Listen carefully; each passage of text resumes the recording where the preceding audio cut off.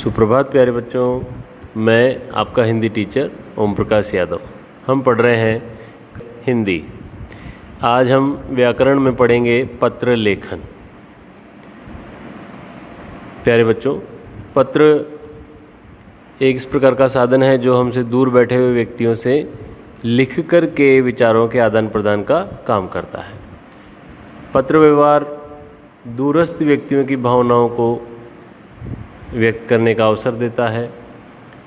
सुप्रसिद्ध अंग्रेजी लेखक जेम्स हडल का कथन है कि जिस प्रकार कुंजी या मंजूषाओं के पत्र लेखन एक कला है, दो व्यक्तियों के विचारों को साहित्यिक तकनीक में समेटकर प्रस्तुत करती है, पत्र मनुष्य के विचारों का आदान प्रदान सरल, सहज, लोकप्रिय तथा सशक्त माध्यम से करता है।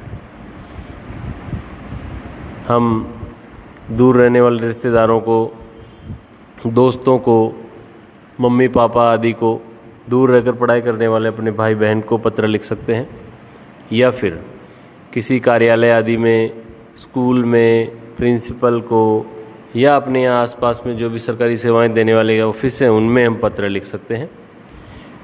अब देखिए पत्र के प्रकार। प्यारे बच्चों, पत्र व्यक्ति के सुख दुख का सजीव संवाहक होने के साथ साथ लेखक के व्यक्तित्व का प्रतिबिंब भी होता है। अर्थात किसी ने क्या लिखा उससे पता चलता है। व्यक्तिगत जीवन से लेकर के अपने कार्यालय आदि को सूचनाएं देने या सूचनाएं लेने के लिए भी पत्र लिखे जा सकते हैं। इस आधार पर पत्र दो प्रकार के हैं, अनौपचारिक और औपचारिक। आगे देखते हैं पत्र की विशेषताएं। पत्र में क्या क्या विशेषताएं होती है। सबसे पहले पत्र की भाषा संक्षिप्त होनी चाहिए। पत्र क्रमबद्ध तरीके से लिखा जाना चाहिए। पत्र की भाषा स्पष्ट और सरल होनी चाहिए ताकि आसानी से समझ में आ जाए। कठिन भाषा का प्रयोग नहीं करना चाहिए। प्रभावपूर्ण शैली में पत्र लिखना चाहिए और उद्देश्यपूर्ण लिखना चाहिए। अर्थात पत्र ऐसा लिखना चाहिए जिससे हमारा उद्देश्य पूरा हो। केवल समय खराब करने के लिए पत्र नहीं लिखना चाहिए। तो ये पत्र की कुछ विशेषताएं हैं, ये आपको ध्यान में रखनी चाहिए। और आगे देखते हैं पत्र लिखते समय ध्यान देने योग्य बातें। तो पत्र लिखते समय क्या क्या बातों का ध्यान रखना चाहिए वो हम देखेंगे। पत्र लिखते समय पत्र के लेखक का नाम, पत्र के प्राप्तकर्ता का नाम, पता, दिनांक, ये सब लिखना आवश्यक है। इनको नहीं लिखेंगे तो काम नहीं चलेगा, इनका ध्यान रखना चाहिए।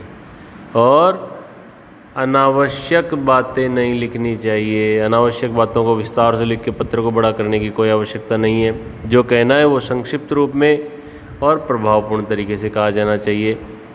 पत्र का विषय स्पष्ट होना चाहिए। पत्र किस बारे में लिख रहे हैं उसका विषय पहले लिखेंगे और विषय बिल्कुल स्पष्ट होना चाहिए। विषय को देख करके ही पता लग जाए कि पत्र में क्या लिखा होगा। और पत्र लिखते समय कम से कम शब्दों में अधिक से अधिक बात कहनी चाहिए। अर्थात कम से कम शब्द लिखें जिसमें अपनी पूरी बात कह दी जाए। पत्र की भाषा मधुर होनी चाहिए, आदर सूचक होनी चाहिए और सरल होनी चाहिए।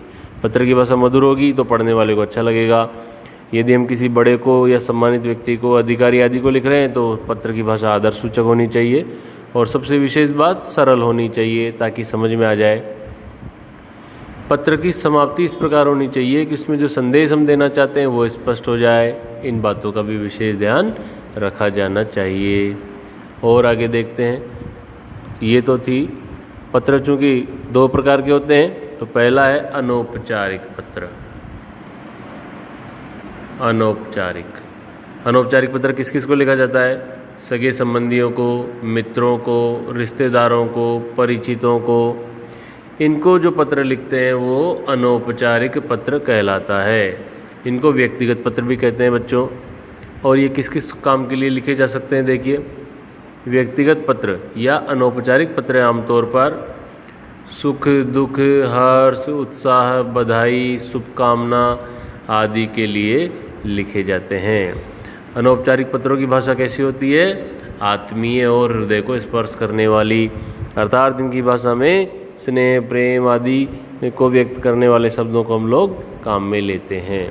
तो ये अनौपचारिक पत्र होते हैं। आप समझ गए होंगे अनौपचारिक पत्र मतलब सब सगे संबंधियों, रिश्तेदारों, मित्रों आदि को लिखे जाते हैं। अनौपचारिक पत्र के कौन कौन से भाग होते हैं आप देखिएगा। अनौपचारिक पत्र के भाग। प्रेषक का पता, ठीक है, यह पता पत्र के बाईं ओर लिखा जाता है। फिर दिनांक, प्रेषक के पते के ठीक नीचे बाईं ओर दिनांक लिखी जाती है और जिस दिन पत्र लिख रहे हैं उसी दिन की दिनांक होनी चाहिए। फिर आगे संबोधन, तिथि के बाद जिसे पत्र लिखा जा रहा है उसे संबोधित किया जाना चाहिए। तिथि, डेट लिख दी, उसके बाद में हम जिसको पत्र लिख रहे हैं उसको संबोधित करेंगे। जैसे मम्मी को पत्र लिख रहे हैं तो प्रिय मम्मी, पापा को लिख रहे हैं तो आदरणीय पिताजी, भाई को लिख रहे हैं, मान लीजिए छोटे भाई को लिख रहे हैं तो लिखेंगे प्रिय भाई, ऐसा।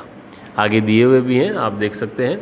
देखिए संबोधन के लिए कौन कौन से शब्द लिखते हैं। संबोधन के लिए लिखते हैं प्रिय, पूज्य, स्नेहिल, आदरणीय, ये शब्द हैं जो हम संबोधन के लिए काम में लेते हैं। और आगे देखते हैं अभिवादन संबोधन के बाद में नमस्कार, सादर चरण स्पर्श, ये अभिवादन के रूप में लिखा जाता है।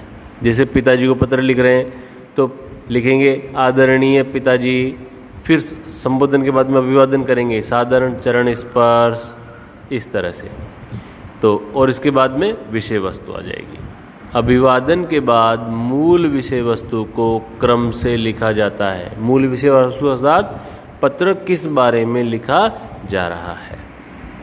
ये पत्र के समय कुछ विशेष बातें हैं और अनौपचारिक पत्र लिखते समय ये चीज़ें ध्यान में रखी जाती हैं।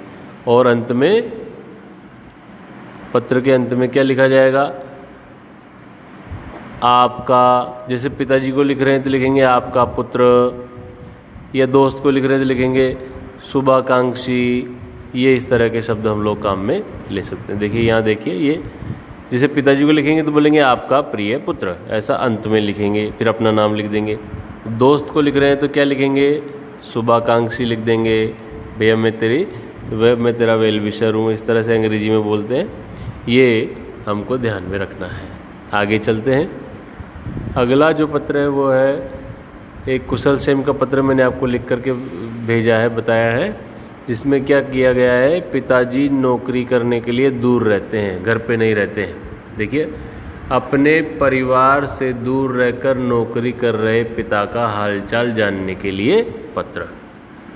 तो इसमें जो पता दिया हुआ ये ऐसे ही काल्पनिक पता है, आप इसकी जगह अपना पता लिख सकते हैं, या और आप भी और कोई काल्पनिक पता लिख सकते हैं। जैसे ये पता लिखा हुआ है 20/3 रामनगर कानपुर, फिर दिनांक लिख दिया, फिर पिताजी को लिख रहे हैं तो पूज्य पिताजी, ये संबोधन हो गया। फिर ये सादर चरण स्पर्श, ये अभिवादन हो गया। फिर यहाँ से पत्र का मूल विषय वस्तु शुरू हो गया। ये यहाँ से मूल विषय वस्तु, ये यहाँ तक पूरा पत्र का मूल विषय वस्तु कहलाता है। और ये वाला क्या कहलाता है प्यारे बच्चों, पता। ये कहलाती है दिनांक या तिथि, ये कहलाता है संबोधन, और ये अभिवादन। और ये जो बीच में बच गया यहाँ से यहाँ तक का पूरा, ये है पत्र का मूल विषय वस्तु। और ये अंत में अपनी तरफ से शुभाकांक्षाएँ आदि जो भी हैं वो हम लिख सकते हैं। तो इस प्रकार से ये आपका पत्र का प्रकरण था। मैं एक बार फिर से आपको सभी चीज़ें दिखा देता हूँ।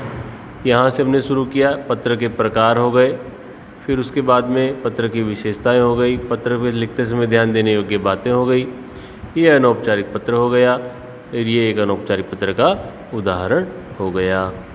इसी प्रकार से औपचारिक पत्र जो लिखे जाते हैं वो सरकारी कार्यालय आदि में लिखे जाते हैं, उसके बारे में मैं आपको फिर किसी और क्लास में पढ़ाऊँगा।